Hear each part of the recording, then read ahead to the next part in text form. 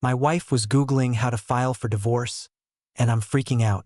I'm 30, my wife is 33, and right now I feel like I'm falling apart. I honestly believed we had a happy marriage. We've been married for 6 years and together for 10. We started dating when I was 20 and she was 23.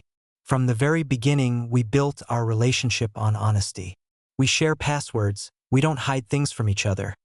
And whenever problems come up, we deal with them together. We've never been the kind of couple that screams or throws insults. If something bothers one of us, we talk it through. We even do both couples therapy and individual therapy, not because our marriage is struggling, but because we both believe in being proactive. My wife always says, preventative care is better than damage control. That's why what happened yesterday completely shattered me. She left her laptop open, and I happened to glance at the browser. There were multiple tabs open, 5 or 6 at least. She had been searching for divorce paperwork in New York, how to tell if your partner is cheating, and reading through forum threads about divorce. The second I saw it, I felt like all the air left my body. I pretended I hadn't seen anything, but I went straight to the bathroom and threw up. Since then, I've been shaking with anxiety. My wife noticed I've been glued to her all day, following her from room to room, and she asked me if everything was okay. I told her I was fine, but I am absolutely not fine. The worst part is that I have never cheated on her. Not physically, not emotionally, not even close. I've never even considered it. I don't flirt with other women. I don't hide conversations.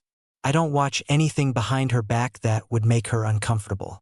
I genuinely cannot understand why she would think I was capable of betraying her. Then my brain started spiraling in the other direction. What if she's cheating on me? But that doesn't make sense either. She works from home, 70 to 80 hours a week. I know where she is all the time. I checked her phone and computer, and there was absolutely nothing suspicious. No secret messages, no weird apps, no hidden conversations, nothing that suggested even an emotional affair. And she's still incredibly affectionate. She kisses me, cuddles with me, tells me she loves me. She's warm and gentle in all the ways she's always been.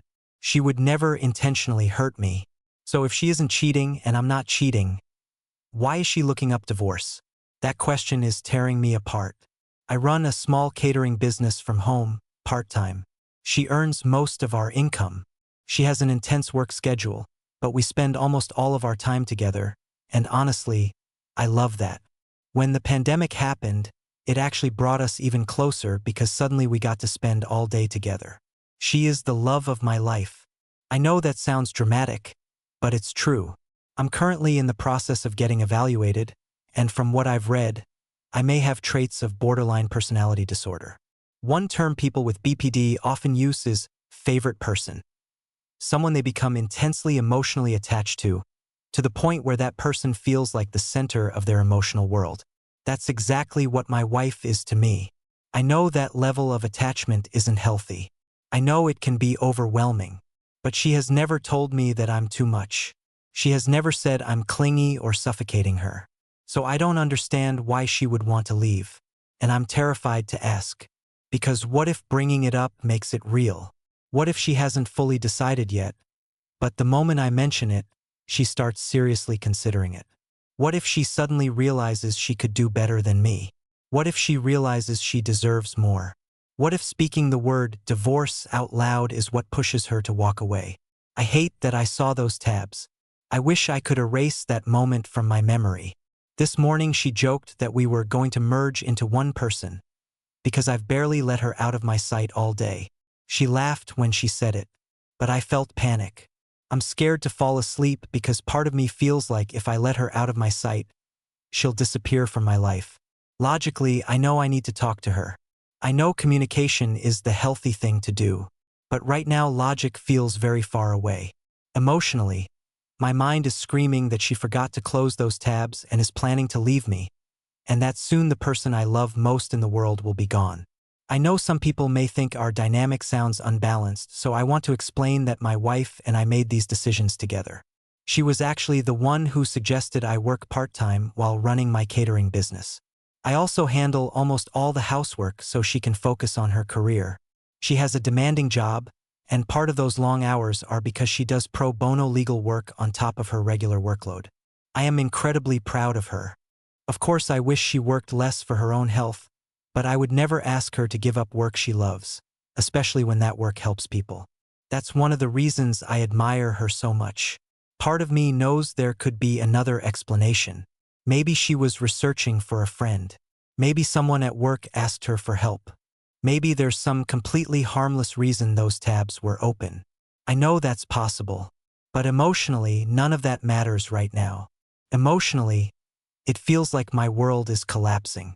I know I need to talk to her. Probably tonight, maybe tomorrow morning. She's in the middle of a huge project right now, and part of me keeps telling myself that this isn't the right time for a serious conversation. Maybe that's just an excuse because I'm scared of what I'll hear. Right now, I left her alone in the office to work, and I'm sitting here pretending to watch some random show while my mind spirals. I can't focus. I can't calm down. I can't stop thinking that the happiest part of my life might be ending, and I don't even know why. Update 1. Yesterday evening, my wife asked if I was okay. She had finally finished working for the night, and I couldn't keep it in anymore, so I asked her why she had divorce tabs open on her laptop. Turns out it wasn't for a friend.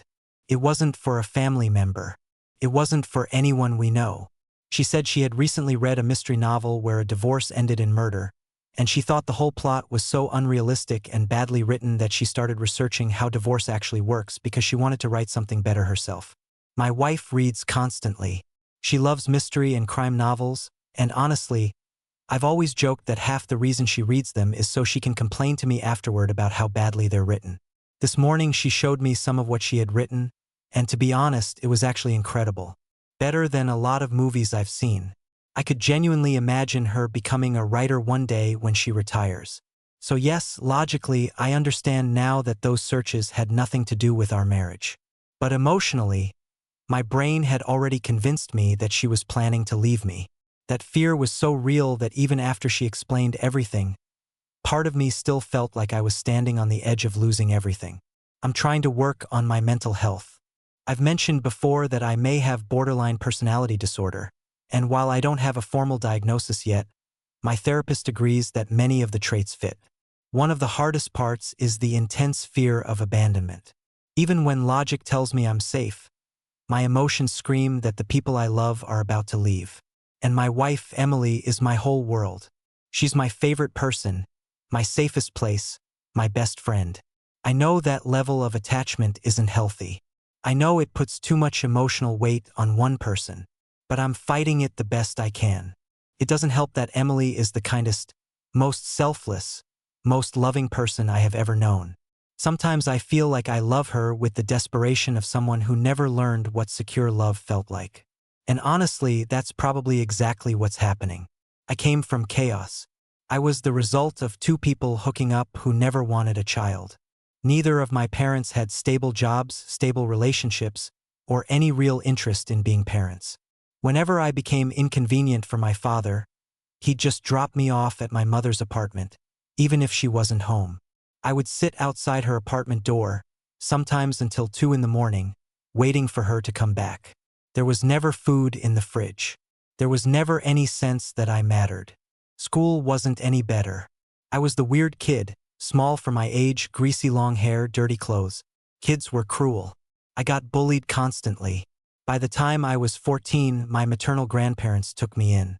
They loved me, but they were elderly and overwhelmed. Their house was tiny and packed with clutter. Still, it was the first place that felt remotely like home. When I was 19, my grandmother died of lung cancer. I think part of my grandfather died with her. He stopped functioning after that. They had loved each other so deeply that once she was gone, he was just empty. Around that same time, I met Emily. I was 20, and she was 23. She was already working long, brutal hours as a consultant, sometimes 90 hours a week. We met through a mutual friend over lunch. After lunch, we ended up talking the entire rest of the day and half the night. I had never connected with someone like that before. I remember feeling embarrassed because her parents were angry she hadn't checked in with them that night. The next day I asked her out and she said yes. A month later, my grandfather died. Emily helped me plan the funeral. She came to the house and started helping clean without me even asking. For the first time in years, I could actually see the walls inside that house. My mother showed up only because she thought there might be inheritance money. There wasn't. My grandparents left debt and a house that nobody wanted. The second she found out there was no money, my mother lost interest. Emily found a lawyer to make sure my mother stayed away from the estate. She stood beside me through everything. She made me feel like I mattered. A few months later, Emily told me she needed to go back to her home country because her grandmother was sick. She called me the first day. Then she disappeared. For an entire month. No calls. No messages. Nothing. I was devastated. I convinced myself she'd gotten tired of me and decided to leave. I hated myself for becoming a burden to her. Then suddenly she called me and asked for help finding the nearest airport. Her parents had hidden her passport. They were trying to force her into an arranged marriage. She had managed to recover her U.S. passport and needed to get out. Her employer paid for her return flight, even though she had already lost her job after being unreachable for weeks. I picked her up at the airport. She looked exhausted, traumatized. On our next date, she seemed calmer, but something still felt wrong. Eventually, I found out she had been staying in a women's shelter. Her parents had taken all her money, and she had nowhere to go. I told her she could move into my grandparents' house with me. She kept trying to pay rent and do every chore in the house because she didn't want to feel like a burden. But honestly, I was just grateful she was there. And I'll admit something selfish. Part of me was secretly relieved she had escaped that marriage. Because in my mind, it meant she had chosen me. She had chosen me over her parents, over the life they wanted for her, over everything. Eventually we got married. Her parents cut her off completely. She grew up starved for affection too. Her parents demanded perfect grades and made her take care of everyone in the house because that's what girls do. There was physical abuse. Education was only encouraged because it made her more valuable as a future wife. After graduate school, the plan was for her to marry an older man and become a housewife. She didn't want that life. We started from nothing financially.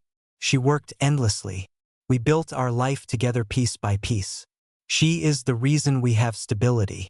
She insists on therapy, on financial planning, on learning how to build a healthy marriage because she wants us to be happy. And that's why I'm terrified.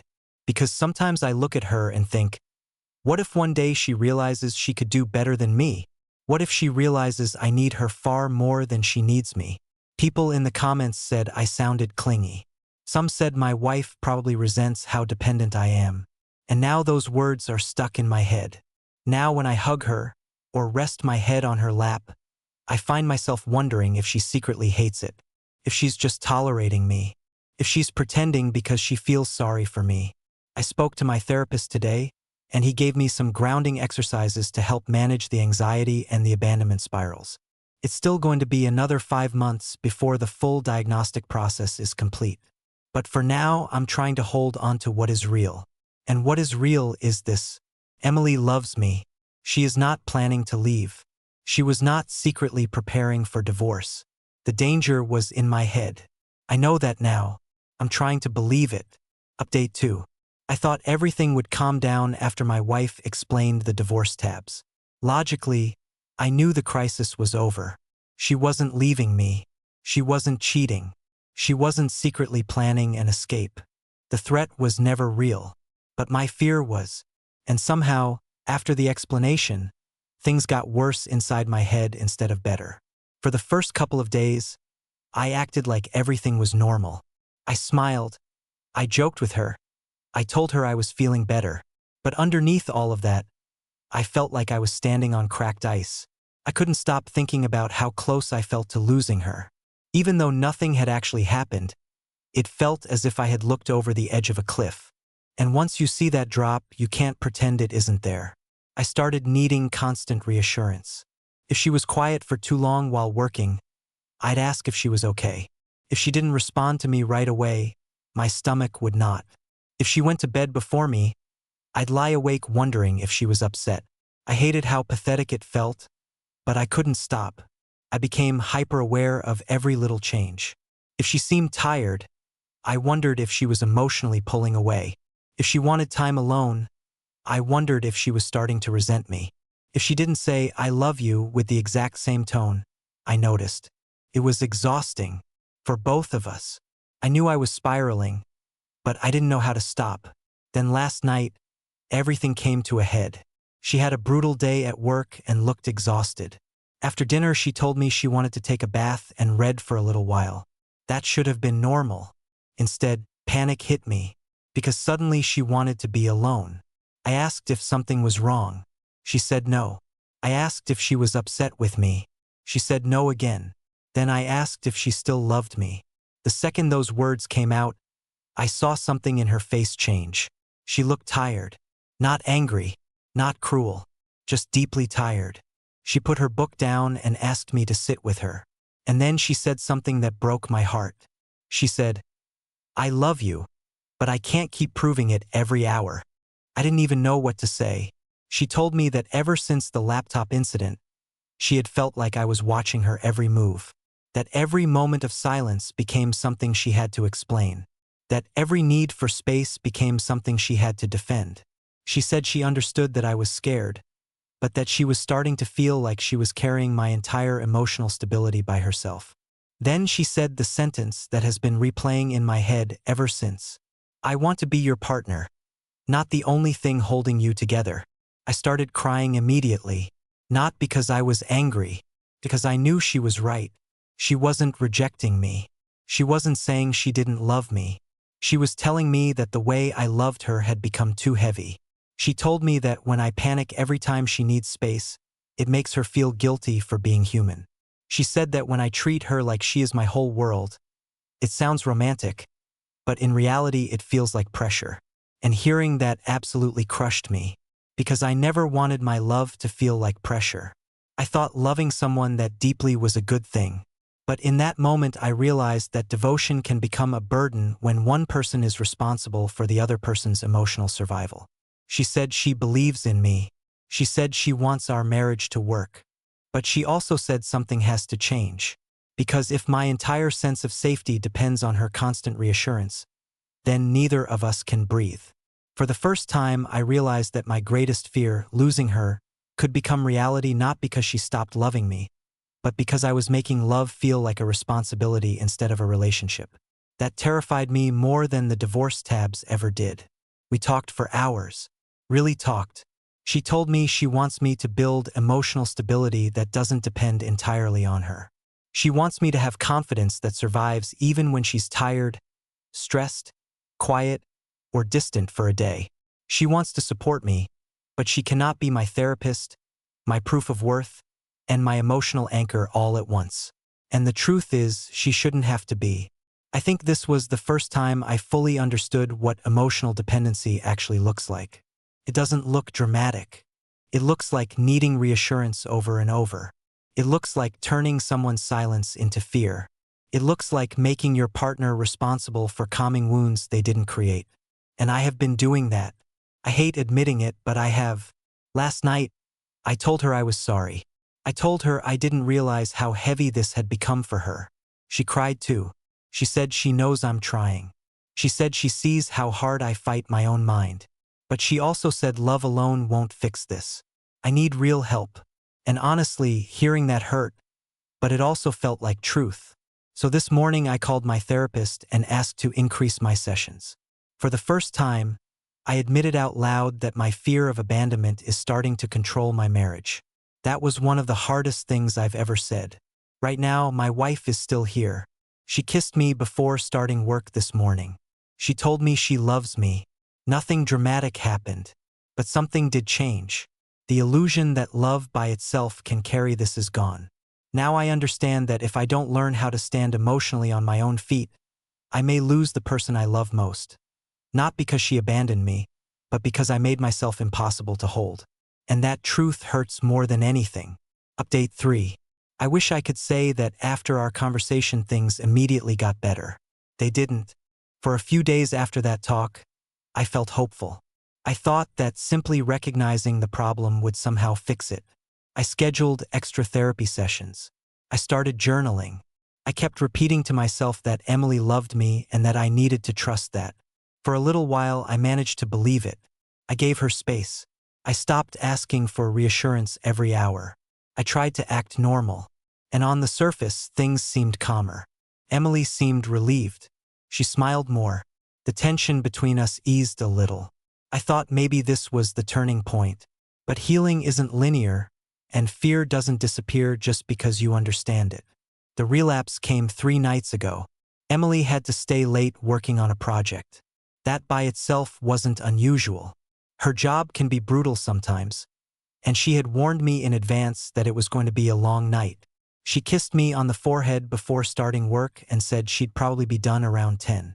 I told her that was fine. I meant it when I said it. At least I thought I did.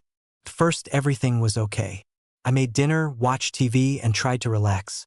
Around 10, I texted her asking how it was going. She didn't answer.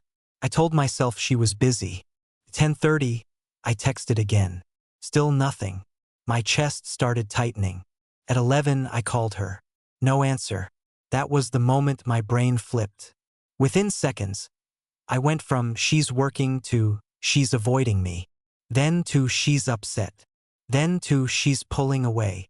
Then to this is how it starts. All the logic disappeared. Every fear came flooding back at once. I called again. No answer. Then I started texting. At first I tried to sound casual. Hey, just checking in. Then, are you okay?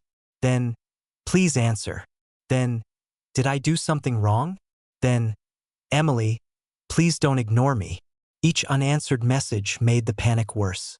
I could feel myself spiraling, and I hated it, but I couldn't stop.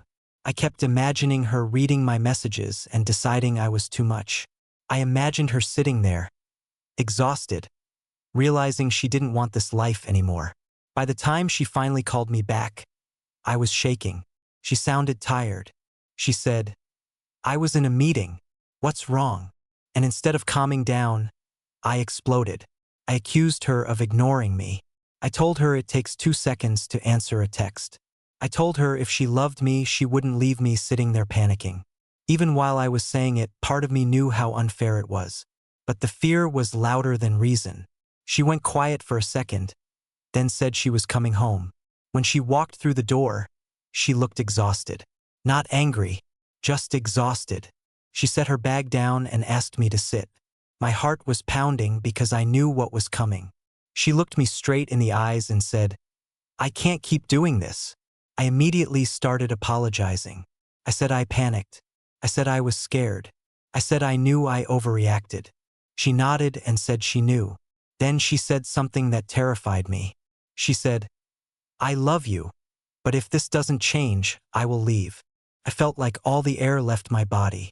I just stared at her. She was crying, but her voice was steady.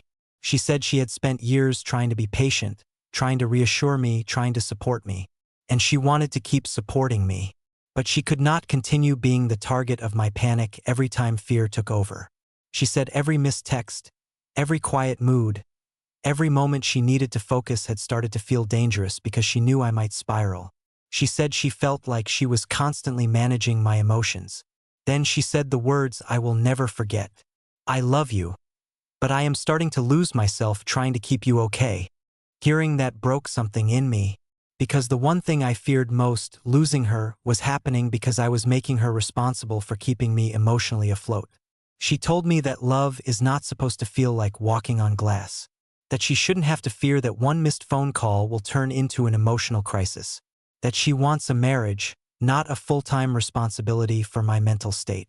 I was crying so hard I could barely breathe. I kept saying I was sorry. She said she believed me. She said she knew I wasn't trying to hurt her. But intention doesn't erase impact. She told me my pain is real, my trauma is real, and my fear is real. But none of that changes the fact that the relationship is becoming unsustainable. Then she said the hardest thing. If you do not seriously change this, I will have to leave. Not because I don't love you, but because I need to survive too. That sentence hit harder than anything I've ever heard. Because for the first time, I realized that love does not guarantee someone will stay. Someone can love you deeply and still leave if staying destroys them. I had spent years believing that if I loved hard enough, she would never leave. But now I understood something terrifying. My fear of abandonment was creating the exact conditions for abandonment. I asked her if she already had one foot out the door. She said no. She said she was still here. But she also said she was at her limit. She told me this was my wake-up call, that if I kept treating every moment of uncertainty like an emergency, I was going to lose us. And she was right. As painful as it was, she was right. I told her I didn't know how to fix it. She said, "Then get every bit of help you need, because I cannot do it for you." That was the moment I realized therapy can no longer be something I'm trying. It has to become the center of my life right now. Because if I don't change, I will lose my marriage. Not someday. Soon. Yesterday morning I called my therapist and told him everything. I told him my wife said she would leave if I don't improve. Saying those words out loud made everything real. We made a plan for more intensive treatment, more sessions, specific coping strategies, emergency tools for spirals. For the first time, I admitted that love alone will not save this. Right now, Emily is still here. She hugged me before bed last night. She said she loves me, but something is different now. There is a line in the sand. And for the first time in my life, I understand that I am not fighting some abstract fear anymore. I am fighting for my marriage. I am terrified, but maybe terror is what I needed. Because for years, my greatest fear was that she would leave me. Now my greatest fear is becoming the reason she has to. And if I don't change, that is exactly what will happen. Update 4. It has been 3 weeks since my wife gave me that ultimatum. 3 weeks of trying harder than I ever have in my life. I started seeing my therapist twice a week instead of once. I began journaling every morning like he suggested. I forced myself to stop texting my wife every hour while she was at work. I stopped asking for reassurance every time she looked tired or distracted. I even made myself sleep on my side of the bed without reaching for her in the middle of the night just to make sure she was still there. For the first few days, I thought maybe things were getting better. The house felt calmer. She seemed less tense. She smiled more. Not the forced smile I had grown used to seeing, but real ones. Small ones, but real. And every tiny sign of warmth from her felt like oxygen. When she kissed me goodbye before work, I convinced myself that meant we were healing. When she sat next to me on the couch, I thought that meant she had chosen to stay. When she laughed at something I said over dinner, I thought maybe we were going to survive this. I clung to every moment like it was proof that I hadn't already broken us beyond repair. But slowly, I started to notice something else. She was calmer, yes, but she was also distant. Not cold, not angry, just far away. Like she was being kind to me but no longer leaning toward me. She still hugged me when I hugged her, but she almost never initiated it. She still said, "I love you," but only after I said it first. She still sat beside me, but there was always a little space between us. And that space felt bigger every day. At first, I told myself I was imagining it. My mind has lied to me before. My anxiety has twisted ordinary moments into disasters. So I kept focusing on progress. I kept telling myself healing takes time. Then last night, everything finally became real. We had dinner together in near silence. Not awkward silence, just quiet. She looked exhausted, pushing food around her plate, barely eating. I asked if she was okay. She looked at me for a long moment, then said, "Can we talk after dinner?" The moment those words left her mouth, I knew. My chest tightened so hard I could barely breathe. Still, I nodded. After we cleaned up, we sat in the living room. She sat in the chair across from me instead of beside me on the couch. That was the moment I knew my life was about to change. She folded her hands in her lap and stared at them before speaking. "I'm proud of you," she said quietly. I started crying immediately, because I already knew what was coming. She said she had seen how hard I was trying. She saw the therapy, the effort, the way I was trying to manage my anxiety. She said none of it was fake. None of it was meaningless. And hearing that almost made it worse, because it meant that even my best effort wasn't going to save this. Then she said the words I have feared for years. I love you, she said, but I can't keep living like this. I remember shaking my head before she even finished. I told her I was changing. I told her I was finally getting better. I told her we could still fix this. She was crying too, but she stayed calm. She said, I know you're trying, but I have been carrying the weight of your fear for years. That sentence broke me, because I knew it was true. She told me that every day she had felt responsible for proving she loved me. Every reassurance she gave me became temporary relief, then I needed more. Every time she comforted me, the fear came back stronger. She said she had begun to feel like my existence depended on her staying, and that it terrified her. Then she said something I will probably hear in my head for the rest of my life. I became your whole world, and that left no room for me to be a person. I sobbed. I begged. I asked her not to do this now that I finally understood. I told her I could keep changing. I told her I would do anything. And she looked at me with so much love in her eyes that it made it unbearable. Then she said, I believe you will change, but I can't be the person you change for anymore. That was when I realized she had already made peace with leaving. She told me she had signed a lease on a small apartment 2 weeks ago. 2 weeks. While I was celebrating every little smile, every small sign of hope, she was quietly preparing to leave. Not because she hated me, not because she stopped loving me, but because she was exhausted. She said staying out of guilt would destroy both of us. She said if she stayed, she would grow to resent me. She said leaving now was the only way she could still love me and protect herself. I don't remember much after that. I remember crying so hard I could barely speak. I remember asking her if there was someone else. She said no. I asked if she wanted a divorce. She said not right now. She said she wanted space and maybe someday we could talk about what comes next. Then she packed a suitcase.